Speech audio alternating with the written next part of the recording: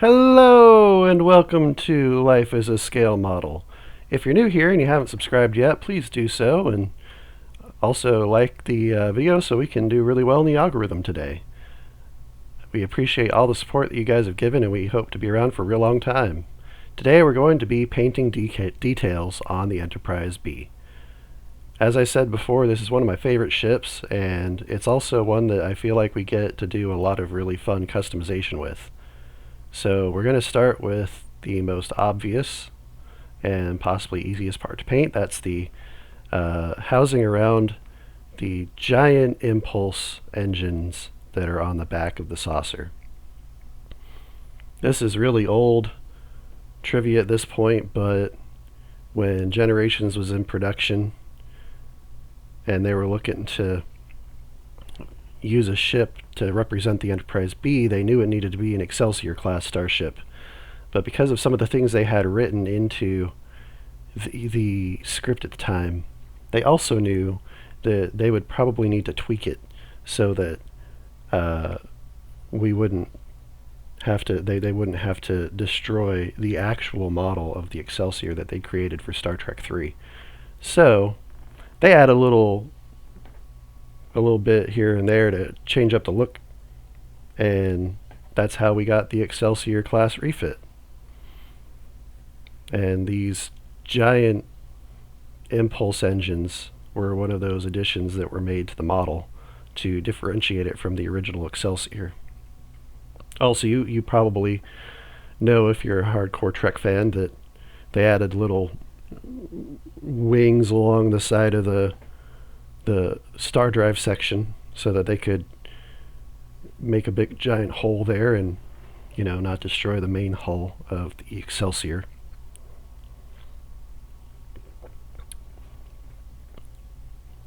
I don't believe that they actually undid those changes after they'd finished filming Generations. We see this model one more time in Star Trek Deep Space Nine as the USS Lakota. But anyway, I digress. I'm sorry for being out of frame. Back to some old habits that just die hard. But I'm using gunmetal gray here.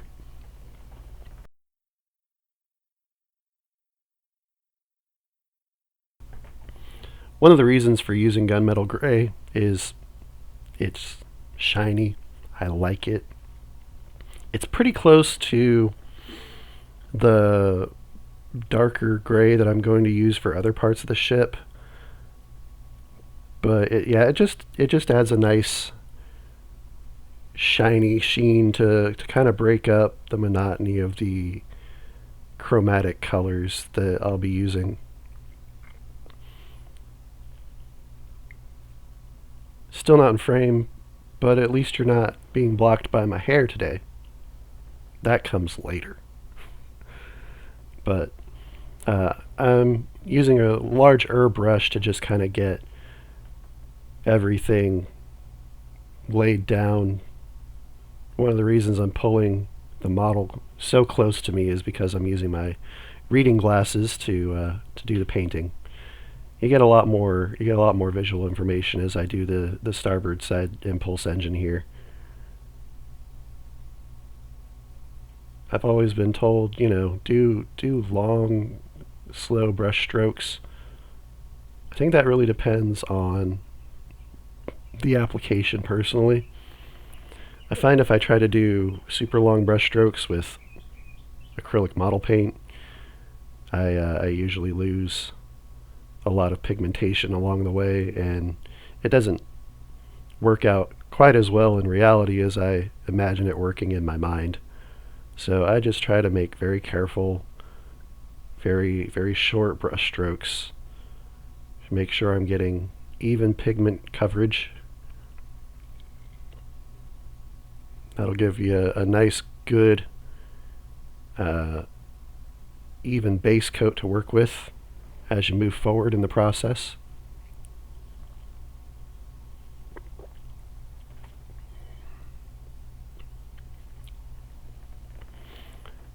But I'm just taking my time, And if you're building this model, I recommend doing the same. Just take your time and think about what you want your model to look like, and then do the steps one at a time, very carefully. The impulse engine housings are actually a really good place to start because they're relatively wide, even at this scale, and there isn't a lot of complexity to the shape. There's a curvature around the edge of the saucer, but for the most part, it's pretty straight lines along the way. So I'm painting the outer facing areas of that impulse engine housing. And once you add some color to it, you get a pretty good appreciation for the bulk involved in that part of the ship. Very thick impulse engine housings. I've mentioned in the last video, and possibly even in the previous video before that, finishing up the Enterprise A, that this is by and far among my favorite Enterprise starships. I think one of the things that draws me to it is there's so very little known about it. I think it'd be really fun to get something in the future that might fill in the gaps there. But until then, I can make up fun stuff like we got massive impulse engines, so we can be more maneuverable or something. So another section that gets partially destroyed in Star Trek Generations is the deflector housing, which we're going to go ahead and paint.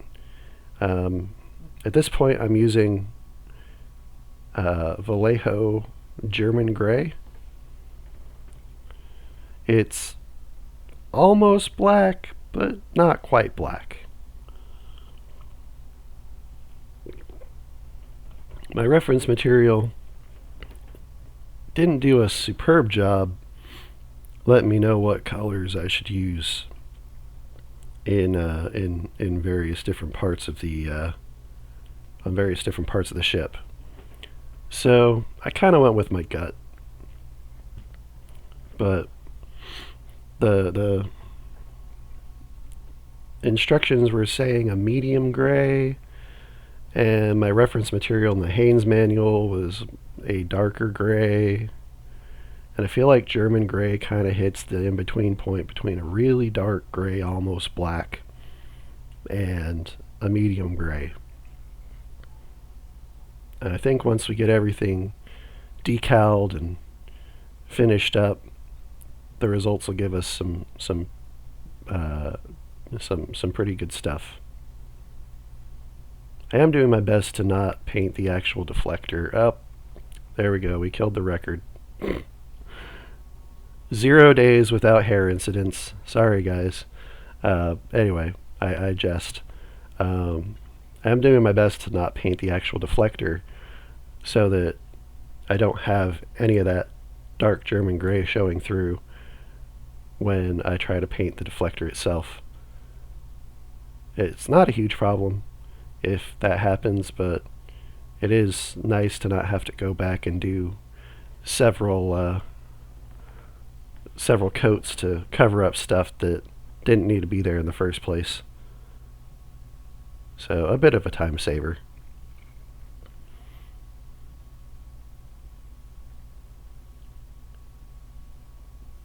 So now I'm cleaning my brush. I like to do that after I get done with a portion of the model. It just it keeps the brush tip flexible, and it also helps to make sure that you don't have any residual pigment after you've used the brush on one color and you go to the next one, if you clean it fairly regularly. I'm not doing anything special. I just dip my brush in water and beat the devil out of it, as old Bob Ross might say.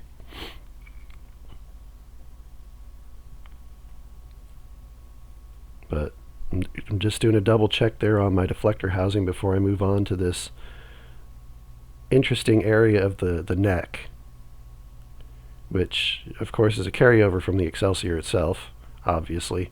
Um, there are two, I think, photon torpedo launchers there at the front end of the neck, and I wasn't quite sure what to do with those. I thought maybe they might be a different color. I'd considered painting them a different color, but every last bit of reference material that I found, the Haynes manual, online searches, things like that, indicated that those those little details were the same color as the rest of the neck. So eventually, not at this point, but eventually I will just go ahead and paint that the same exact color. And I'm still using that German gray here. Like I said, a real nice dark gray without being super duper duper dark. If truth be told, if I could find a gray that was just maybe one shade lighter than German gray, I might have been pretty happy with that. But I'm using what I got, and what I got is German gray.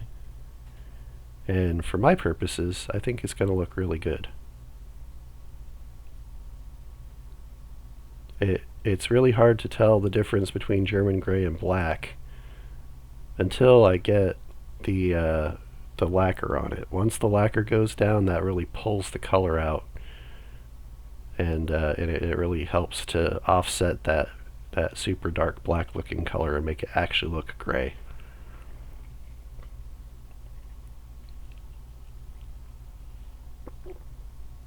Now, if you got shaky hands and you don't feel like you can comfortably freehand painting these areas, masking tape is a thing.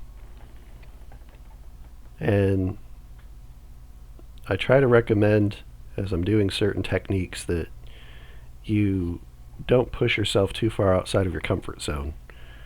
And I'm gonna reiterate that here, because you can see I'm following a rather pronounced line, and I'm just doing it freehand. I'm getting to a point where doing things freehand doesn't always work out the best for me anymore, but I can still hack it. If that's not you, if you find you have really shaky hands, or you just get real nervous and you don't feel comfortable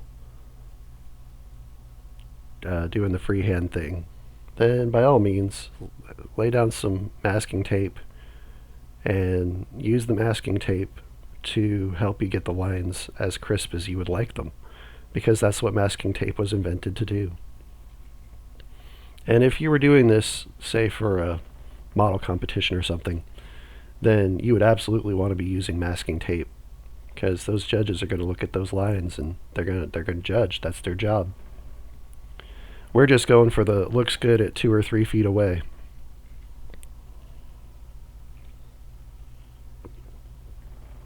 But you might want to do something that's a little bit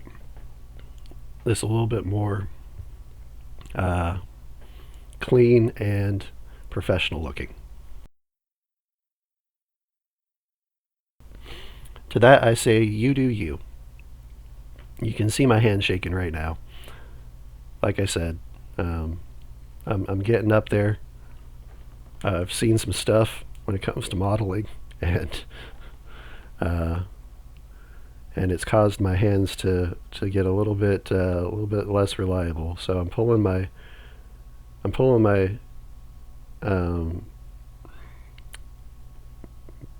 my cloth over there so that I can rest the model piece on the cloth, which will hopefully keep it from, rubbing paint off. And it helps me keep the model piece a little bit more stable. That's kind of been my workaround as of late.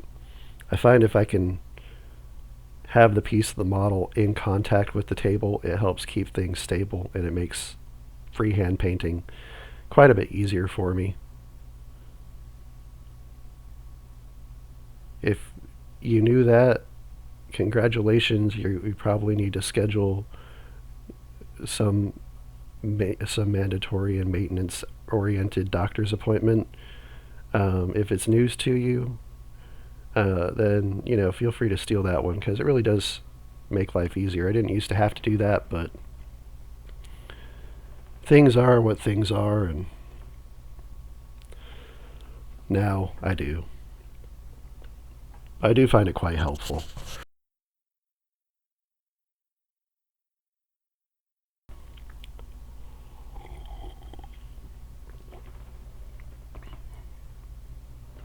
You can't really see it on video, but all I'm really doing here is going around where I've painted and looking for spots that don't look like they got the same amount of coverage as everything else and trying to even out the finish on that area of the ship.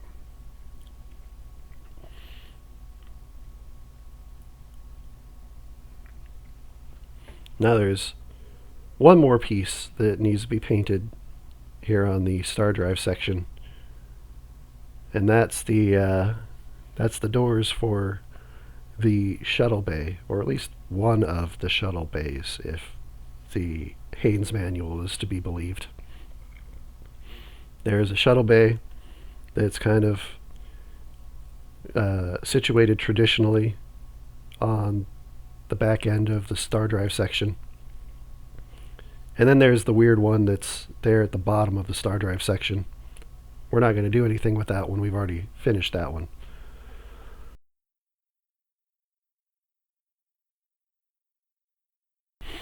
Now for this section, I'm still using the German gray paint, but you can see I've switched brushes. I'm using a War Painter Insane Detail brush. I don't know what the actual size of that would be, but if I had to guess, it's probably somewhere in the range of like 10-0. It's got a really, really tiny fine tip to it. And I think that brush is probably a good living example of you get what you pay for sometimes. I believe I bought that brush about 12 years ago, maybe even a little bit longer, and it has definitely seen a lot of use, but it's held up incredibly well. I don't do anything special with it. I just be careful to use it properly, to clean it thoroughly when I'm done using it, and to store it in such a way that it doesn't wind up with the bristles getting frayed or out of whack. So if you splurge on a little bit extra on your brushes and you're smart about it, sometimes you get really good results from that. I'm not saying go out and spend hundreds of dollars on a set of the highest end brushes you can find, but think about the applications for which you're going to be using brushes and other tools. If it's something that requires a high level of quality, try to find something within your budget that will provide that. If it's a brush, like a detail brush that I was just using, try to get something that meets in the middle within your budget, but high quality enough that you might get some good use out of it. If it's a square brush, a huge square brush that you just use for, applying base coats, then you probably don't have to worry as much about the quality of the brush. But yeah, I've gotten a lot of good use out of that little rascal for the years. I'm currently testing a new brand of brushes. I might speak on that maybe in a supplementary video, because I'm trying my best to support some of my local hobby places, even though they have recently seen fit to move further away from me. so I don't get to them quite as often as I was before. But I found some brushes at my local hobby store recently that I told them I'd give a try. They're like, "Yeah, we just got it. It's a fairly new brand, so why don't you give them a try and tell us what you think?" I am at this point willing to give them a pretty decent sized thumbs up based on the experience I've had with them so far. Like I said, that could definitely become its own video, and perhaps we'll do something like that, because talking model tools is something I could do all day. If you hadn't guessed, what I'm doing right now is I'm going back with the gunmetal gray, and I'm just trying to make sure I've got a good even coat. So I'm looking for places that look a little bit lighter, a little bit splotchy, and I'm just filling them in. This is one of my favorite parts of model building, if I'm being honest. I really enjoy painting by hand. I think that stems from the fact that you get to see your results immediately. And if you're working with acrylics especially, I mean, they dry pretty fast. So, if you're working one section and then move on to another one, there's a good chance by the time you're done with section 2 that section 1's going to be done, and you can go back and you can do your touch-ups and stuff. And I really appreciate immediate results. My ADD just loves them.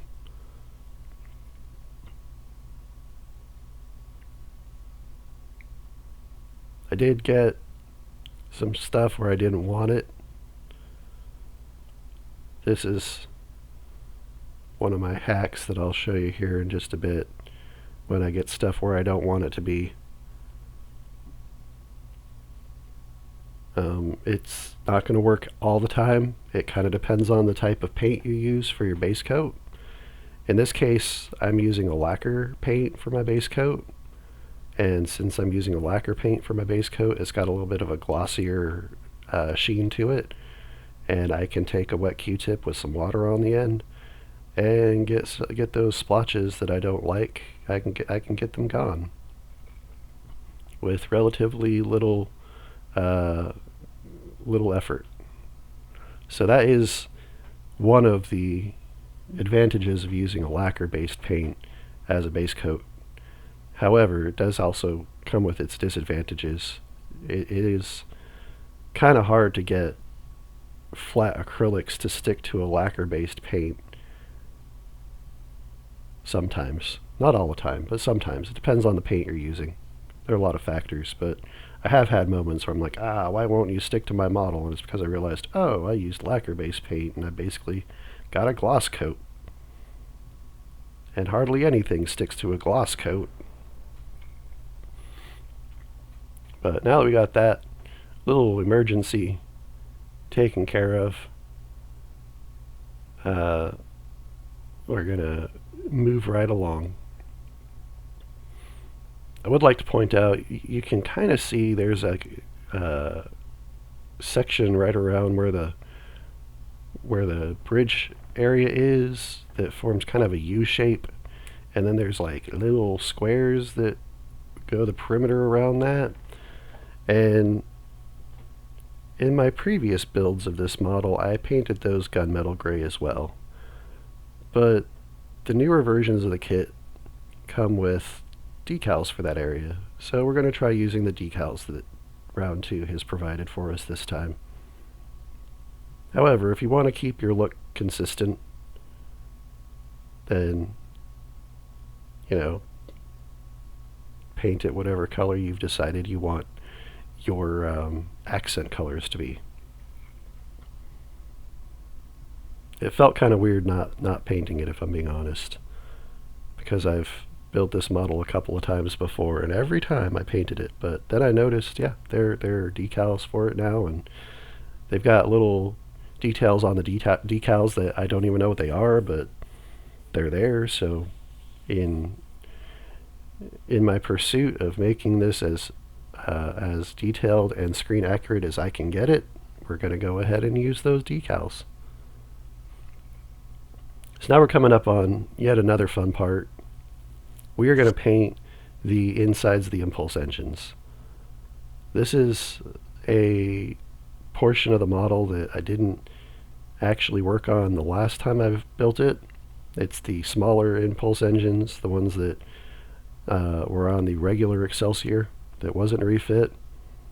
I was kind of excited to work with this area, and now, as you can see, not only do I have it out of frame, but my hair is in the way. So that's a double fail for today. There we go. So you can see I'm painting in that little detail. I finally had the experience and know-how to come up with an idea of what to do with that little area that's usually just kind of open and hanging out, and you're like, I don't know what to do with you. I'm using Vallejo flat red here. It's not like a primary red, it's just a little darker than that. And when it comes to things like Bassard collectors and impulse engines that are supposed to be red, I like it. It's a great color. And you thin it down a little bit, it goes on real smooth. I'm also using that insane detail brush that I was talking about, because I had to get inside these big impulse engine housing things that I'd already painted, and I didn't want to be getting red paint where it wasn't supposed to go.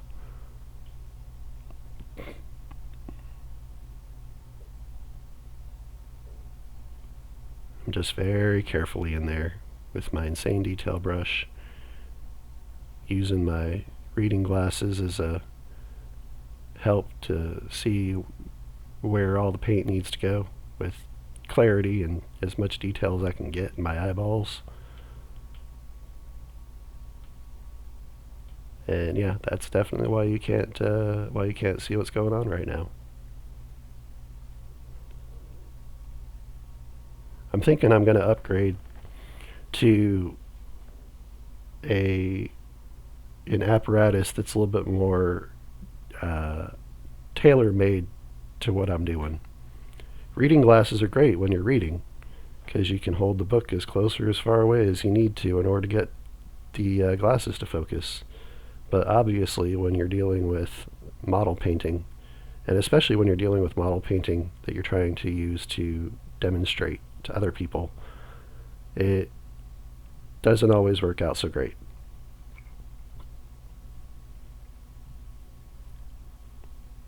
So what am I doing here? Wouldn't we all like to know? Now I will. I'm getting ready to go back and touch up the star drive section a bit.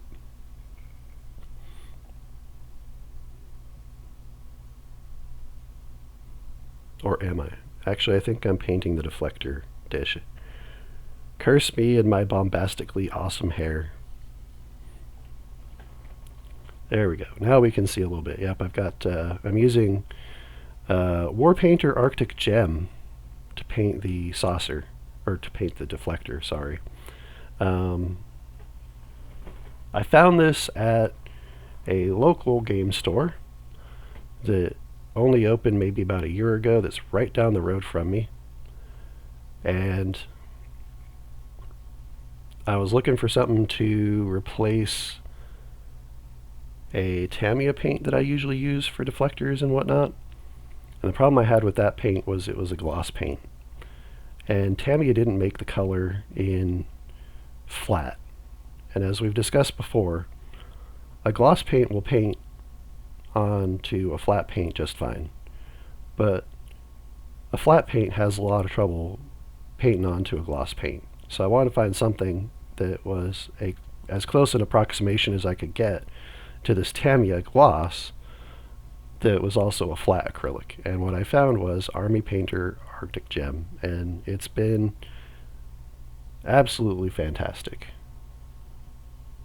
I don't have a lot of Army Painter paint, but the ones that I have used have been quite nice to use. They're top notch. I don't know how they work with airbrushes, but we might find out in an upcoming series. Spoiler, spoiler.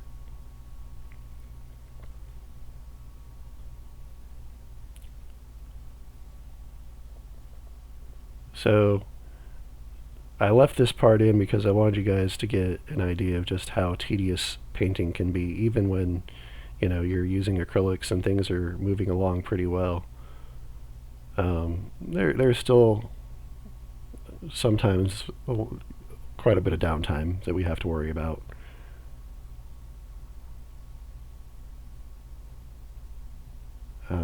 Now I'm finally touching up the paint job I did on the star drive section of the model. Like I said, just look for splotchy areas that are maybe a little bit lighter than the rest of the paint you put down, and go over them to kind of even everything out. This is also where I'm going to paint over those. I'm just going to go with torpedo launchers. Pretty sure that's what they're supposed to be. And I'm just going to go ahead and paint them German gray, because that's what all the source material told me. All my resources told me, hey, just do it German gray. It'll be great. So, yeah, I'm also looking for areas where maybe I forgot to go the first time around.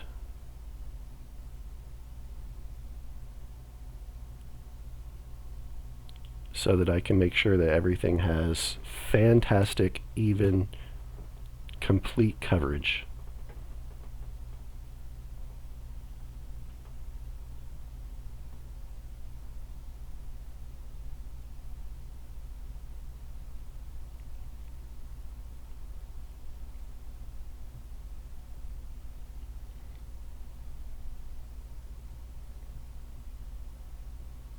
In hindsight, I probably should not have focused so much on painting areas that were going to be contact areas between the saucer and the drive and the star drive section, because I will be putting model cement on there, and the model cement will most definitely just eat away at the paint before it finally gets to the plastic, and I'll just have to end up cleaning off the paint anyway. So created an extra step there for myself.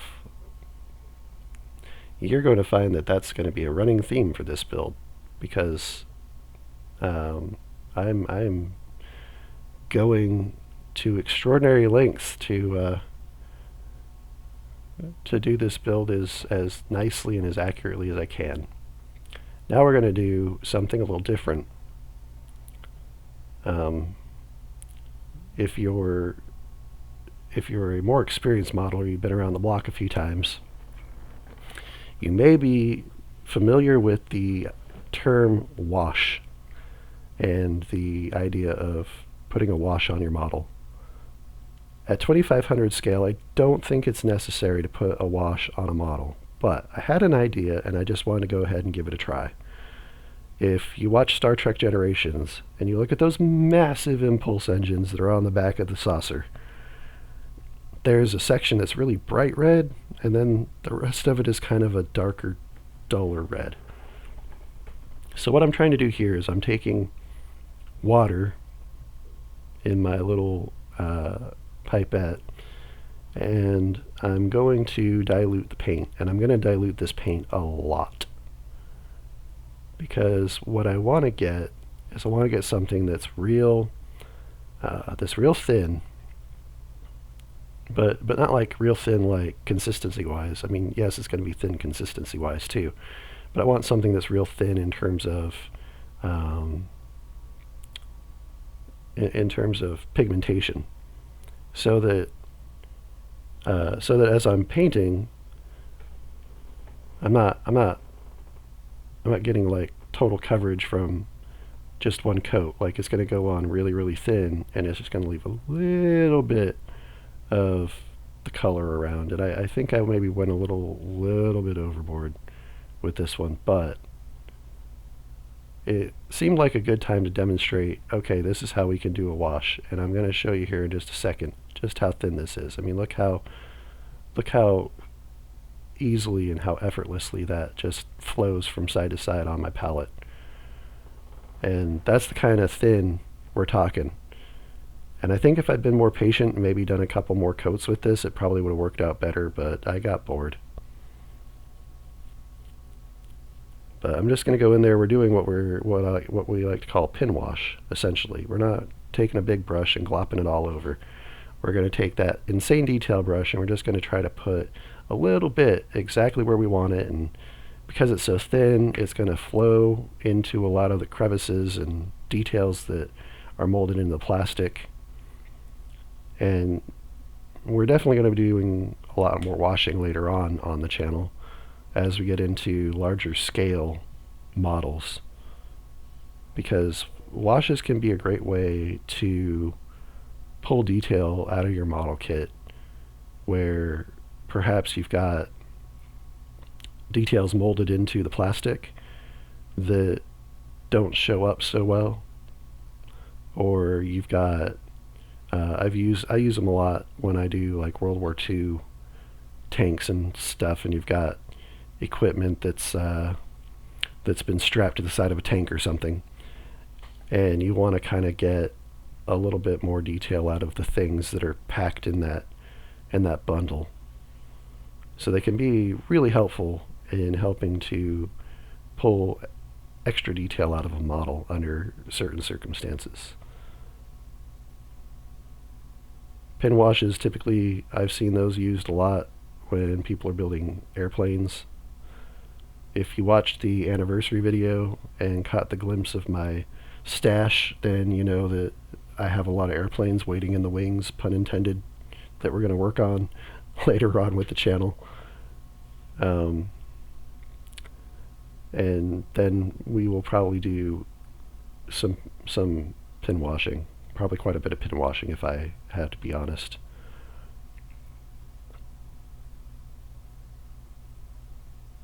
So now I'm getting my Tamiya flat white. You can see the silhouette of me shaking it. I'm really old school. I know there are devices out there that will shake and mix your paints for you, even at that small size, but I see no reason to have them when I have two arms that work relatively well. But now we're going to touch up those smaller impulse engines. I got a little bit carried away with the red, so I'm just going to try to touch them up, make them look consistent between the two of them, make them look as square as I can get them, you know, things like that. Just trying to make everything look clean.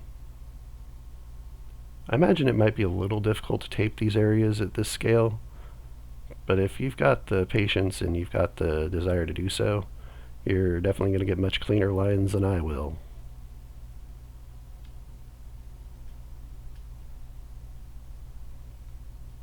But yeah, I'm just very carefully going around, covering that red where it's not supposed to be, so that my impulse engines can look as close to identical as I can get them.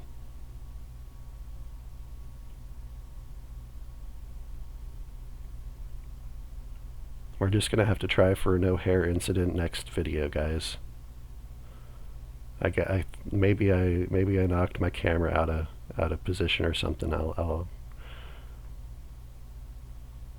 get to working on that so that you guys can actually see what I'm intending you to see.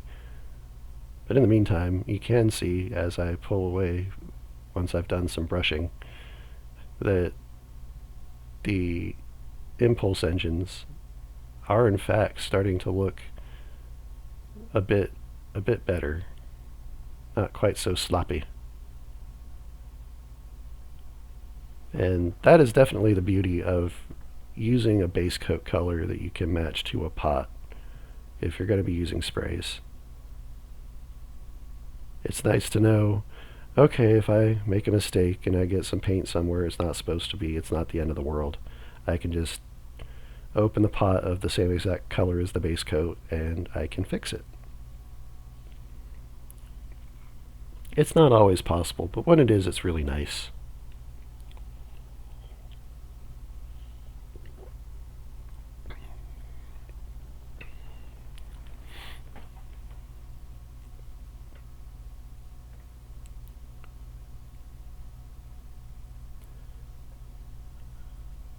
So this would probably be about where I would stop the video if I didn't feel compelled to add just a little extra. I know you guys, for whatever reason, like these videos to be closer to an hour.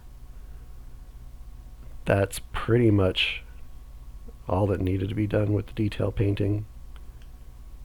I'm going to go back here very, very quickly and fix up the fantail doors there where the shuttle bay is. And that's really going to do it for detail painting on this kit. When you have wallpaper decals, you don't have to worry quite so much about paint. So that's kind of where we're at. But don't worry, I got you covered for another, I don't know, another like 15 minutes maybe. We're going to do a few odds and ends things that need to be done to get the model prepped for you know, the next steps in the process.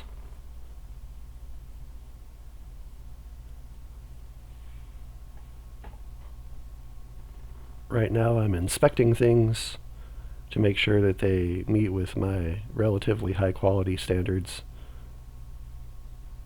which they apparently do not. So I'm going to go back in here and I'm going to fix my impulse engines once again. I would say try not to make this a habit that you indulge too often. I think a lot of the time we get this idea in our heads that we know what the model should turn out to look like, and the reality has to fit what we have in our minds exactly. And depending on your skill level, sometimes you can make those two things match, but for a lot of us who are less experienced or don't have, don't have resources or whatever to buy the tools that we want or need at the moment, we have to be willing to keep realistic expectations. Otherwise, you get down on yourself. You're like, oh, I had this idea in my brain. This is what it was supposed to look like, and it doesn't look like that. And it's because I'm a bad modeler. And I would argue that has absolutely nothing to do with it. You're not a bad modeler if you simply lack certain skills that help you to make a model look the way that you would like it to look. You're a modeler that has a lot to learn, and there's nothing wrong with that either. But as I've said several times before on the channel, perfection is the enemy of progress. So if you find yourself getting into those loops of trying to fix things and make them quote-unquote perfect, that might be a time to take a breath and step away for a minute and kind of get yourself calmed down a little bit so that you can say, okay, is this thing that I've done as good as I can get it? And if the answer to that question is yes, then it's probably just time to move on to the next thing. I find myself having to do that quite a lot because I have grandiose ideas in my mind of what my models should look like, and reality very rarely ever matches what I have in my mind. You might be wondering, what are you doing here? I am prepping this warp nacelle pylon piece for decals. Speaking of making more work for myself than I needed to, I know once the model is fully built that it's going to be very difficult to put the decals that go on the bottom side of those pylons onto the model. I know this because that's how I did it twice before, and it was difficult. So I had this brilliant idea. Well, what if I simply put the decals on before I actually put the model together? And that sounded pretty reasonable. But probably what I should have done before I did that is I should have finished prepping the warp nacelles, and I should have probably put the warp nacelles onto the pylons. Because if you've watched the previous video, then you know that there are going to be seams that got to be cleaned. And that's going to involve spraying primer, and it's going to involve me possibly doing that several times in order to get things as clean and as contiguous as I would like them. So I got a little bit ahead of myself here. I put one of the carts before the horses. It's a great time for me to demonstrate how to do decals, but at the end of the day, I ended up having to put masking tape over the areas that I decaled so that I can work with warp pylons. Excuse me. And we're going to jump into that process in the next video as we kind of finish everything up here. But as you're going to see in the next video, the warp pylons and the nacelles are going to require a lot of work. So I found the decals that I needed in order to put some detail on the surface of the model. I said, okay, let's do this thing.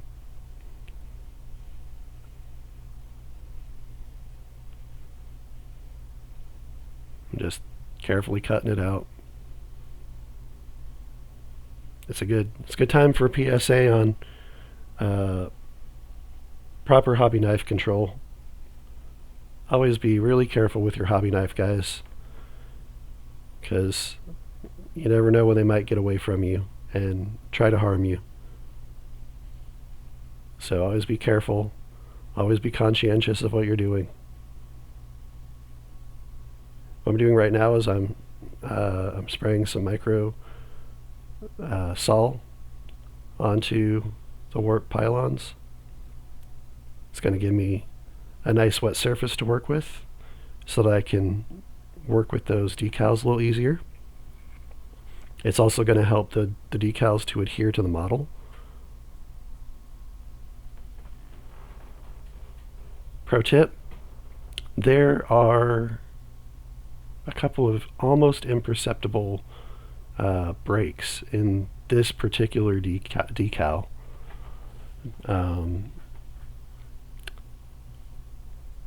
And I think if I had remembered this step from years and years ago when I last built this model, I might have actually not made this mistake. But anyway, two little slits in each of these decals where it's supposed to bend up from the bottom section to the vertical section. And if you cut those slits, then it makes it a lot easier to conform the decal around the edges of the model as well. And since I didn't do that, I don't know that mine are going to look quite as good as they could, but I also don't want to haul off and start cutting them while they're on the model either. I don't know. I might take a look and see what I can accomplish with them. Another pro tip: don't line this decal up like I'm doing here. Don't get it smushed right up against the side of the hull there, because really you want the decal to fold where those slits are, and I was just having a hard time seeing what was going on. But when I laid down the second decal, I could see a lot better, and I realized, oh, I made a goof, and you're gonna have to watch me go back and fix it now, because I just love making more work for myself than I actually need to do sometimes. So those are two of the things that I learned during this part of the process. I do think it was actually a really good idea on round two's part to put those little slits, because it really helps you to line everything up properly. And in theory, if you're paying attention, it makes the process pretty painless. So I will give props. Round two had a good idea there.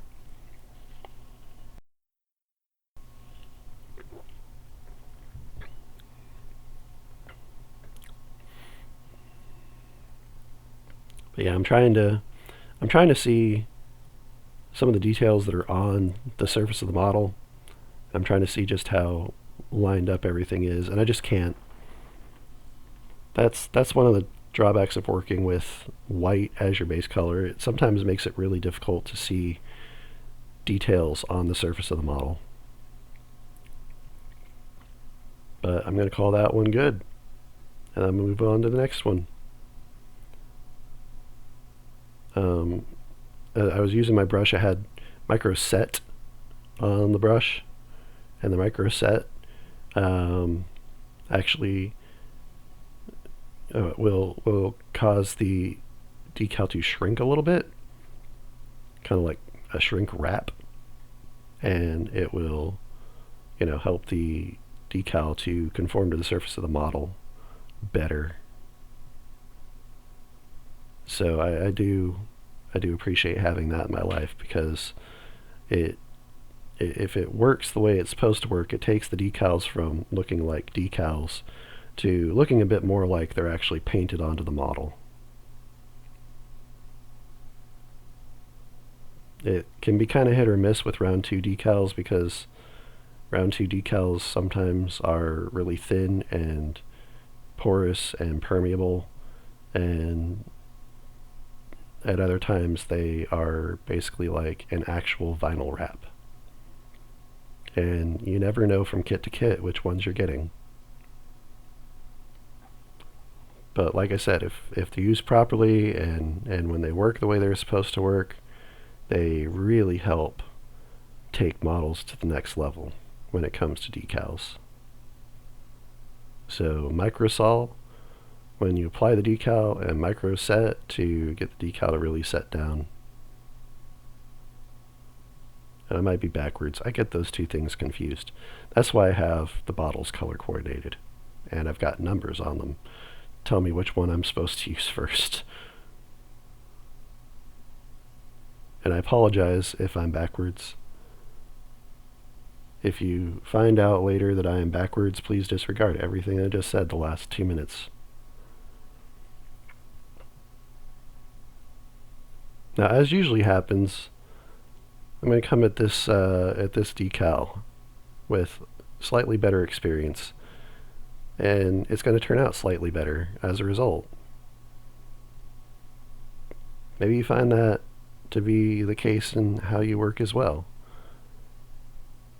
But I realized, oh yeah, there are those little slits that tell me where it's going to bend around the corner of that pylon. Maybe I should line that up instead of lining it up directly against the side of that pod thing.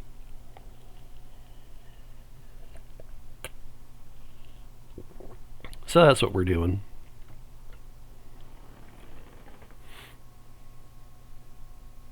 And you can see, just no fear. It's not because I'm brave. And we're not going to call this a bravery test. It's really more just a matter of I'm ignorant.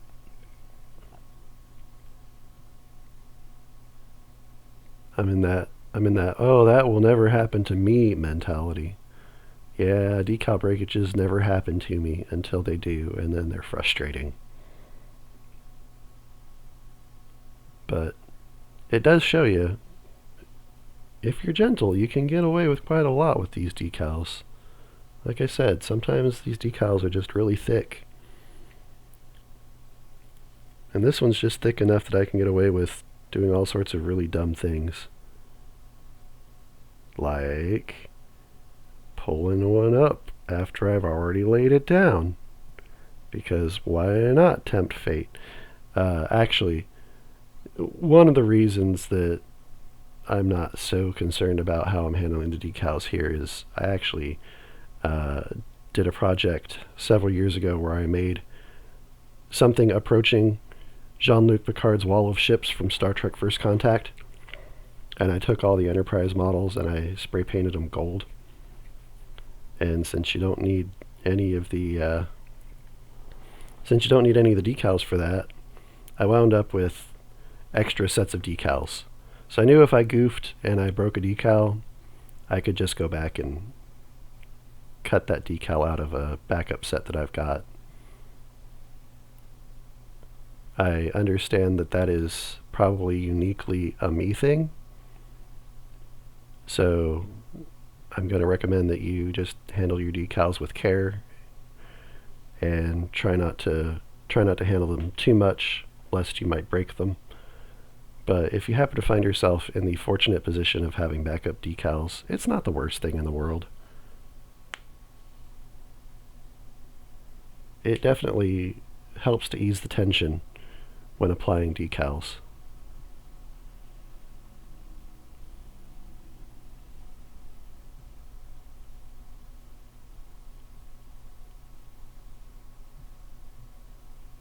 Yeah, I'm just trying to see how well lined up my decals are.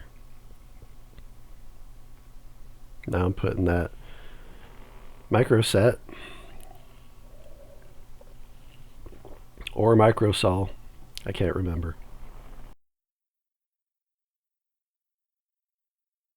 But we're putting our finisher on there.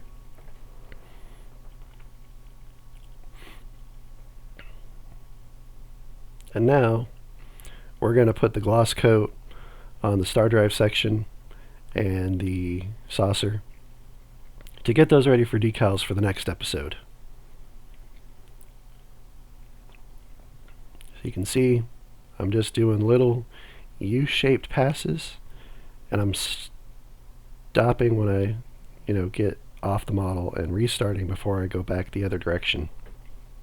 And that really helps to minimize any spittle you might get from the nozzle. Helps you achieve a nice smooth finish.